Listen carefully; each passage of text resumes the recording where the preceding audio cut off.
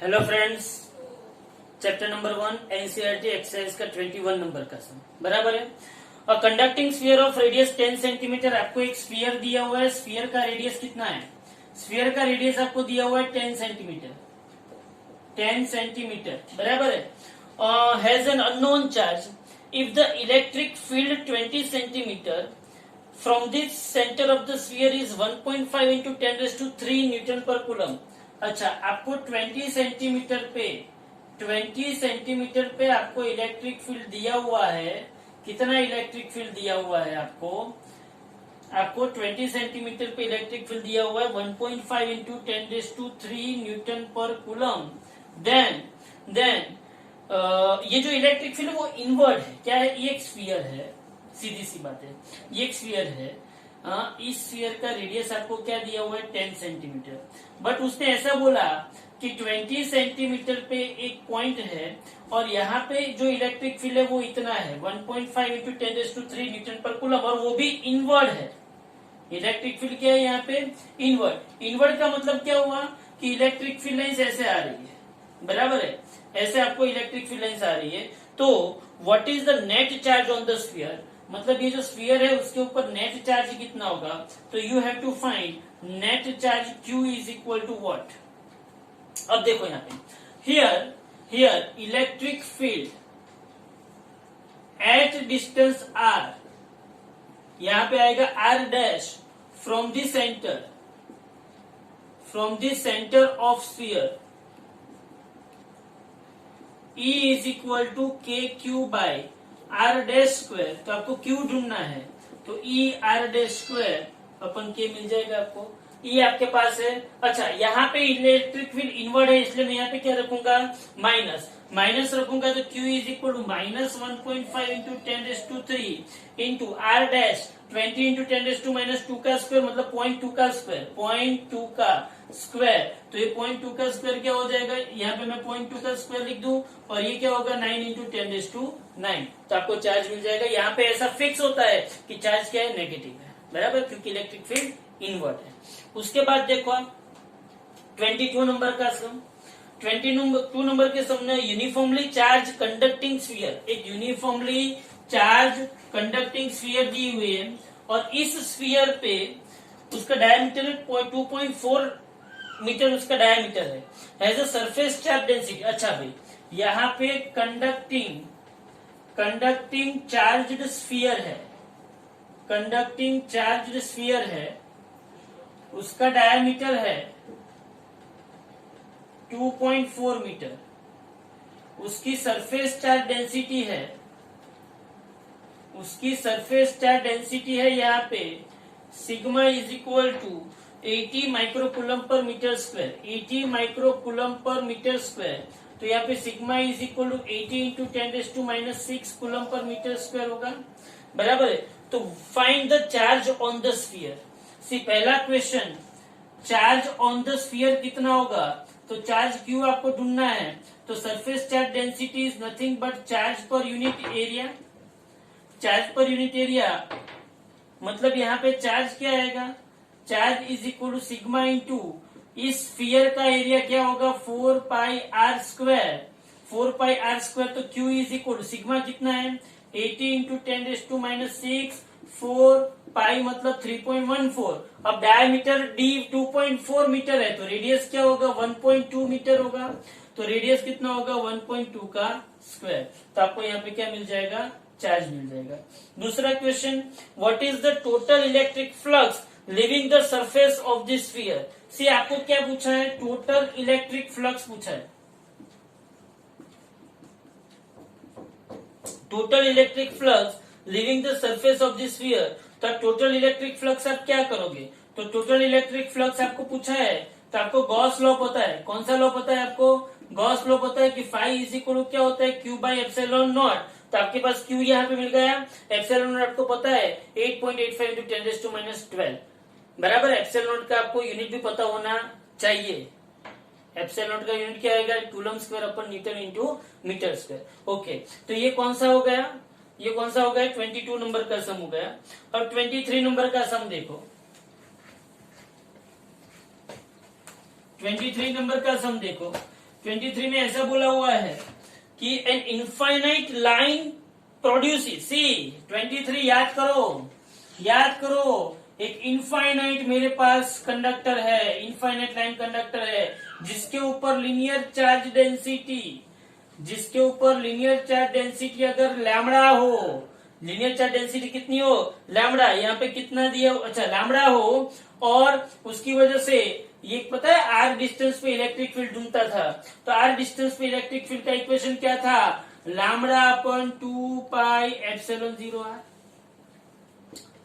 Infinite long charged wire जिसकी linear charge density क्या थी, लैम्बडा, तो उसके ऊपर इलेक्ट्रिक फील्ड आर डिस्टेंस पे क्या था, lambda upon 2 pi epsilon 0 r. तो यहाँ पे आपको क्या क्या दिया हुआ है, इलेक्ट्रिक फील्ड दिया हुआ है।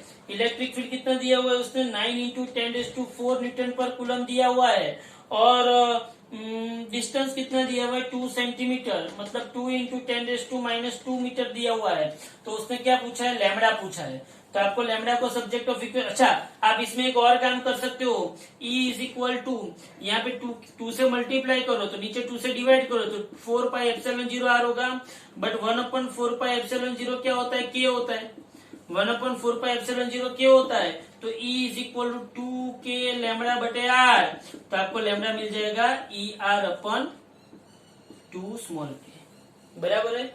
E पता है, R पता है, 2 पता है, स्मॉल के 9 इंटू 10⁹ पता है, तो आपको कौन सा सम मिल गया, 23 नंबर का सम। अब देखते हैं 24 नंबर का सम, ध्यान से देखो 24 वाला सम क्या कहता है। 24 वाला सम क्या कहता है कि आपको 2 large thin metal plate are parallel and close to each other, एक मेटल प्लेट ऐसे है और दूसरी मेटल प्लेट ऐसे है, 2 मेटल प्लेट है, थिन है और क्लोज टू ईच अदर है। On their inner surfaces the plates have surface charge density of positive science, मतलब कि यहाँ पे सरफेस चार्ज डेंसिटी प्लस है तो यहाँ पे सरफेस चार्ज डेंसिटी क्या है, माइनस है, और सरफेस चार्ज डेंसिटी है कितनी, सरफेस चार्ज डेंसिटी है कितनी भाई, तो सरफेस चार्ज डेंसिटी आपको दी गई है 17 इंटू 10⁻⁷ इंटू 10⁻22 कूलम पर metre square. What is electric field, first outer region of the first plate, outer region of the second plate and between the plates, बोलो क्या करोगे। यहाँ पे फर्स्ट प्लेट सेकंड प्लेट के आउटर रीजन पे flux कितना है वो ढूंढना है, पहली बात ध्यान से समझो, समझने वाली बात इनर पार्ट में क्या, पहले तो इनर पार्ट का समझो। सी ये प्लस प्लेट है, ये प्लस प्लेट है, इसलिए इसका इलेक्ट्रिक फील्ड ये डायरेक्शन में होगा, बराबर है, और ये माइनस प्लेट है, मतलब इसके ऊपर माइनस चार्ज, नेगेटिव चार्ज है, तो इसका भी इलेक्ट्रिक फील्ड यही डायरेक्शन में जाएगा। तो इनर जो पूछा गया है सेकेंड पार्ट कि between the plates electric field क्या होगा, between the plates electric field जो होगा, बिटवीन द प्लेट्स पहली प्लेट की वजह से जो इलेक्ट्रिक फील्ड है एंड दूसरी प्लेट की वजह से इलेक्ट्रिक फील्ड है, आर इन सेम डायरेक्शन होगा। अरे भाई सेम डायरेक्शन में इलेक्ट्रिक फील्ड होगा तो वहां पे इलेक्ट्रिक फील्ड का समेशन होगा, तो E इज इक्वल टू क्या आएगा, E1 प्लस E2, तो पहली प्लेट की वजह से E1 क्या होगा, सिग्मा बटे 2 एप्सिलॉन 0, दूसरी प्लेट की वजह से E2 क्या होगा, सिग्मा बटे 2 एप्सिलॉन 0, तो E is equal to 2 sigma बटे 2 एप्सिलॉन 0, 2 का 2 हुआ तो सिग्मा बाय एप्सिलॉन नॉट हुआ, तो E is equal to sigma मेरे को क्या दिया हुआ है 17 इंटू 10⁻22 और एप्सिलॉन 0 क्या है मेरे पास 8.85 इंटू 10⁻12, 8.85 इंटू 10⁻12, बराबर है। तो ये क्या हो गया, बिटवीन दी प्लेट्स हो गया, क्यों, क्योंकि प्लस में से इलेक्ट्रिक फील्ड निकलता है आउटवर्ड और माइनस इलेक्ट्रिक फील्ड अंदर खींचता है, तो ये दोनों सेम डायरेक्शन में आ गए, दोनों अगर सेम डायरेक्शन में आ गए तो आपके पास क्या होगा, सीधी सी बात है, दोनों सेम डायरेक्शन में हो गए तो दोनों के इलेक्ट्रिक फील्ड का क्या होगा, समेशन होगा, बराबर है। अब दूसरी बात यहाँ पे देखो, यहाँ पे इस पहली प्लेट जो है और ये दूसरी प्लेट है, पहली प्लेट के आउटर साइड, तो यहाँ पे प्लस की वजह से इलेक्ट्रिक फील्ड ऐसे होगा ये डायरेक्शन में, और माइनस की वजह से इलेक्ट्रिक फील्ड ऐसे होगा। तो यहाँ पे दोनों इलेक्ट्रिक फील्ड जो है वो अपोजिट डायरेक्शन में है, तो अपोजिट डायरेक्शन में होगा तो E1 माइनस E2 होगा, E1 माइनस E2 होगा, तो यहाँ पे सिग्मा बाई 2 एप्सिलॉन नॉट, और यहाँ पे भी सिग्मा बाई 2 एप्सिलॉन नॉट, तो यहाँ पे इलेक्ट्रिक फील्ड क्या हो जाएगा, 0। सिमिलर केस यहाँ पे, सिमिलर केस यहाँ पे भी इलेक्ट्रिक फील्ड क्या होगा, 0, क्योंकि प्लस की वजह से इलेक्ट्रिक फील्ड ऐसे आएगा और माइनस की वजह से इलेक्ट्रिक फील्ड ऐसे आएगा, तो यहाँ पे भी sigma by 2 epsilon naught minus sigma by 2 epsilon naught is equal to क्या आ जाएगा, 0 आ जाएगा। तो ये कौन सा सम हो गया, 24 नंबर का सम, बराबर है। मोस्ट आईएमपी 25 नंबर का सम, ध्यान से देखो, 25 नंबर का सम आपको पता चलना चाहिए, बहुत ही अच्छा, बहुत ही बढ़िया सम है, ध्यान से देखो 25।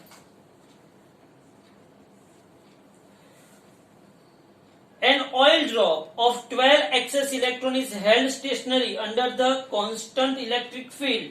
अच्छा, इलेक्ट्रिक फील्ड आपको कितना दिया हुआ है, इलेक्ट्रिक फील्ड आपको कितना दिया हुआ है, 2.55 इंटू 10⁴ न्यूटन पर कूलम। अच्छा, और यहाँ पे कितने एक्सेस इलेक्ट्रॉन है, 12 एक्सेस इलेक्ट्रॉन है, कितने एक्सेस इलेक्ट्रॉन है, 12 एक्सेस इलेक्ट्रॉन है, बराबर है। तो यहाँ पे चार्ज ऑफ ऑयल ड्रॉप क्या होगा, charge of oil drop, charge of oil drop Q is equal to n e होगा, तो Q is equal to n कितना होगा 12, और E कितना होगा 1.6 इंटू 10⁻19 कूलम।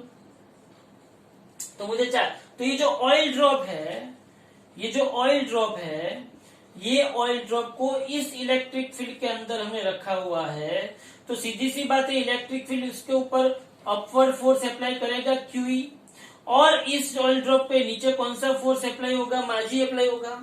इस ऑयल ड्रॉप पे इलेक्ट्रिक फील्ड की वजह से अपवर्ड फोर्स क्या होगा, QE। क्यों QE होगा, क्योंकि मेरे पास E इज इक्वल टू क्या है, F बटे Q, तो F इज इक्वल टू क्या होगा, QE होगा। हाँ, ये अपवर्ड इलेक्ट्रिक फोर्स, ये upward electric force, and downward gravitational force क्या होगा, डाउनवर्ड ग्रेविटेशनल फोर्स क्या होगा, तो F, ये F1 ले लो, ये F2 ले लो, तो F2 इज इक्वल टू क्या होगा, माजी होगा। तो in equilibrium condition F1 is equal to क्या होता है, F2, जितना ये ऊपर जाएगा उतना ये नीचे फोर्स अप्लाई करेगा, तो QE इज इक्वल टू माजी, तो Q क्या हुआ, NEE इज इक्वल टू माजी। तो उसने पूछा क्या है, उसने ये पूछा है कि estimate the radius of the drop. अब देख, यहां पे उसने सरफेस चार्ज डेंसिटी दिए 1. अच्छा, उसने electric the density of oil drop, उसने सॉरी सरफेस चार्ज डेंसिटी नहीं दिए, क्या दिए उसने, डेंसिटी ऑफ ऑयल ड्रॉप। सोच, इलेक्ट्रिक फील्ड E दिया हुआ है, हाँ भाई, Q मुझे पता है, हाँ, मतलब मुझे E पता है, हाँ, E मुझे पता है, तो मैं Q एज इट इज रखू, Q भी मुझे पता है, सही बात है, Q पता है, E पता है। अब उसने क्या पूछा है, उसने पूछा है estimate the radius of the drop. क्या पूछा है उसने, रेडियस। अब मुझे रेडियस अगर ढूंढना है ड्रॉप का, तो मुझे पास क्या होना चाहिए कि density of oil drop, density rho is equal to mass upon volume, तो rho is equal to mass m, and volume क्या होगा 4/3 पाई आर क्यूब।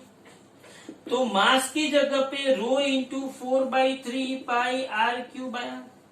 सो इस इक्वेशन में QE is equal to mass की जगह पे rho into 4/3 pi r cube into g. तो देखो, आपको इस इक्वेशन को याद रखो, Q पता है, हाँ, E पता है, हाँ, रो उसने दिया हुआ है 1.26 ग्राम पर सेंटीमीटर क्यूब, डेंसिटी पता है, हाँ पता है 1.26 ग्राम पर सेंटीमीटर क्यूब, 4/3 पता है, पाई पता है, जी पता है, तो आपको क्या मिल जाएगा, रेडियस मिल जाएगा, किसका, ड्रॉप का, बराबर है। तो ये कौन सा सम होगा, 25 नंबर वाला सम।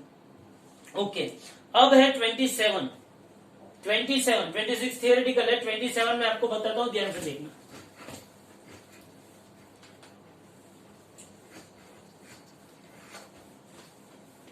थर्टी मैंने करवा दिया है, 30 वाला सम मैंने करवा दिया तो उसकी तो कोई टेंशन है नहीं। अब देखो 27 नंबर का सम, 27 नंबर का sum. In a certain region of space electric field is along the z direction through out.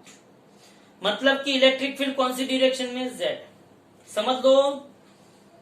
समझ लो ये एक्स है, ये एक्स, ये वाई, तो ये क्या होगा? जेड। समझ में आ रहा है? इसका मतलब मैं ऐसा लिख सकता हूं, ऐसे, ये एक्स है, ये वाई है, तो ये क्या है? जेड है। अच्छा, तो इलेक्ट्रिक फील्ड कौन सी डायरेक्शन में? जेड डायरेक्शन में। अच्छा भाई, इलेक्ट्रिक फील्ड जेड डायरेक्शन में, बहुत बढ़िया। ये ओरिजिन हो गया और यहां से यहां पे एक्स आ गया। एक्स है, ये वाई और ये जेड है। The magnitude of electric field is, however, not constant but increases uniformly along the positive z direction. ये origin है, ये पॉजिटिव z डायरेक्शन है, पॉजिटिव z डायरेक्शन। तो इलेक्ट्रिक फील्ड यहाँ पे इंक्रीज हो रही है, वो कांस्टेंट नहीं है। तो इलेक्ट्रिक फील्ड जो इंक्रीज हो रही है एट द रेट ऑफ, मतलब कि rate of increment of electric field in positive z direction is dE by dz। मतलब कि rate of increment of electric field in positive z direction, मतलब कि इलेक्ट्रिक फील्ड जो है, समझना ध्यान से, इलेक्ट्रिक फील्ड का change with respect to z। dE by dz उसने बोला है 10⁵ न्यूटन पर कूलम्ब पर मीटर, न्यूटन पर कूलम इलेक्ट्रिक फील्ड पर metre. Okay, what are the force and torque experienced by a system having a total dipole moment. यहाँ पे आपको टोटल डाइपोल मोमेंट पूछी है, दी है, टोटल डाइपोल मोमेंट आपको दी हुई है। कौन सी है total dipole moment? 10⁻⁷ coulomb into meter into negative z direction. मतलब कि इलेक्ट्रिक फील्ड ये पॉजिटिव z डायरेक्शन में बढ़ रहा है और ये जो डाइपोल मोमेंट है उस पे उसने क्या पूछा है? What are the force and torque. उसने फोर्स भी पूछा एंड उसने टॉर्क भी पूछा। मोस्ट टाइम पे सम, उसने फोर्स भी पूछा और उसने टॉर्क भी पूछा इन नेगेटिव z डायरेक्शन के अंदर। ये कहां पे? नेगेटिव z डायरेक्शन के अंदर। मतलब कि ये पॉजिटिव z डायरेक्शन है, ये पॉजिटिव z डायरेक्शन है, तो यहाँ पे ये क्या होगा? Negative z direction. तो नेगेटिव z डायरेक्शन के अंदर जो डाइपोल है उसके ऊपर फोर्स कितना लगेगा और टॉर्क कितना लगेगा, वो आपको ढूंढना है। बोलो आप कैसे ढूंढ सकते हो? इस न्यूमेरिकल को सॉल्व करने के लिए थोड़ी बहुत सिस्टमेटिक चिला चालू मेथड भी है। हम कुछ अलग से सोचते हैं। मुझे फोर्स चाहिए एंड टॉर्क चाहिए और मुझे क्या दिया हुआ है? dE by dz दिया हुआ है। मैं क्या कर सकता हूं? अब थोड़ा सा सोचो। एक P दिया है, मुझे P दिया है, मेरे पास फोर्स का इक्वेशन है, F is equal to QE। क्या है फोर्स का equation? F is equal to. अच्छा, एक काम करते हैं, पहले तो मुझे टॉर्क बताओ। कौन मुझे टॉर्क बताएगा? Torque is equal to PE sine theta. Electric field जो है, electric field in positive z direction, and जो डाइपोल मोमेंट है इन नेगेटिव z डायरेक्शन। मतलब कि थीटा क्या हुआ? 180 P और E के बीच का। तो torque is equal to PE sine 180। बोलो साइन 180 क्या होता है? 0। तो टॉर्क क्या हो गया? 0। बात खत्म हो गई। तो टॉर्क मिल गया मुझे। अब मुझे क्या करना है? फोर्स ढूंढना है। फोर्स में कैसे? तो फिर से मैं बोलता हूं, यहां पे उसने क्या पूछा है? F is equal to Q into E और उसने क्या दिया हुआ है? यहाँ पे उसने F is equal to Q into E मतलब फोर्स पूछा है और उसने dE by dz दिया हुआ है। मैं क्या कर सकता हूं? तो सोचो यहाँ पे, देखो ध्यान से देखना, मेरे पास Q है यहाँ पे नहीं है, मेरे पास E अकेला है नहीं है, लेकिन मैं क्या कर सकता हूं, देखो भी एक बहुत बड़ा जोल किया है मैंने यहाँ पे, ध्यान से सुनना। मैं QE मैं उसको dz से मल्टीप्लाई करता हूं और dz से डिवाइड करता हूं, समझना ध्यान से। तो F इज इक्वल टू ध्यान से देखना, ये Q इंटू dz अलग हो जाएगा, और ये इसको मैं D लिख दूं तो D बाई dz भी अलग हो जाएगा। मैंने dz से मल्टीप्लाई किया और dz से डिवाइड किया, मैंने डिस्टेंस से मल्टीप्लाई किया और डिस्टेंस से डिवाइड किया, मैंने डायमेंशनल एनालिसिस में कोई गलती नहीं की है। डिस्टेंस से मल्टीप्लाई किया, डिस्टेंस से डिवाइड किया, तो Q इंटू dz, तो ये क्या हो गया, डायपोल मोमेंट। ये क्या हो गया, डायपोल मोमेंट। तो ये हो गया डायपोल मोमेंट P, और ये D बाई dz तो मुझे दिया हुआ है, तो P into D by dz। तो फोर्स क्या मिला मुझे, D बाई dz क्या है 10⁵, और ये 10⁻⁷, तो मुझे मिल गया 10⁻² न्यूटन। प्योर सिंपलेस्ट मेथड मैंने क्या किया, सिंपली Q इंटू ई, मेरे पास F is equal to QE था, मैंने dz से मल्टीप्लाई किया, dz से डिवाइड किया, Q into dz charge multiplied by distance, dipole moment होती है, और D बाई dz आपको दिया हुआ था, बात खत्म हो गई, बराबर है। तो ये आ गया एक्सरसाइज का 27। अभी मैं आपको बताता हूं, हमने 27 नंबर का सम कर दिया, बराबर। 28 मेरे थियरिटिकल है, 29 भी थियरिटिकल है, 30 का वीडियो मैंने रखा हुआ है, 31 मेन अभी जो सम बाकी है वो 31, 33 एंड 34 बाकी है, और आगे के शायद 12 एंड 13 जितने सम बाकी है उसका हो सकेगा तो मैं अलग से वीडियो बना दूंगा, या फिर उसकी जो PDF है वो मैं इस वीडियो के लिंक में भेज दूंगा, बराबर है। लेकिन अभी इतने जो सम है वो कंपलसरी कर दीजिए, मेन सम जितने भी थे वो सब हमने कवर कर दिए हैं, बराबर है। ये एक्सरसाइज के सम है, कोई भी बॉडी की एग्जाम होगी उसमें ये पूछे जाएंगे। दूसरी बात, नेक्स्ट दूसरा वीडियो होगा उसमें मैं एग्जाम्पल्स जितने भी है ये चैप्टर के वो कवर में करके दे दूंगा, ओके। तो ये चैप्टर का मेजोरिटी पोर्शन हमने यहाँ पे खत्म कर दिया है। Thank you very much.